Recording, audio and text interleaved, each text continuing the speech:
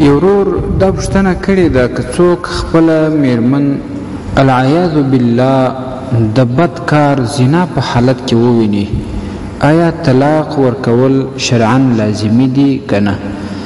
الجواب وبالله التوفیق.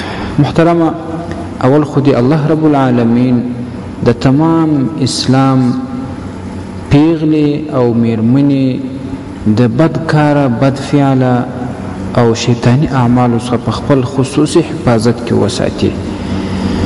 دویمه خبره ده، که چیرې یو څوک خپله میرمن په دغه بدکاري، بدفعلي حالت کې وویني او د ده بیا وروسته دا یقین وي چې که زه دې ښځې ته عفو وکم او دا ښځه توبه وباسي، بیا به دغه کار نه تکراروي، نو طلاق ورکول ضروري نه دی. که څوک یې په نکاح کې وساتي ګناه نه ده. الله رب العالمین به توفیق ورکړي چې بیا دا عمل ونه کړي.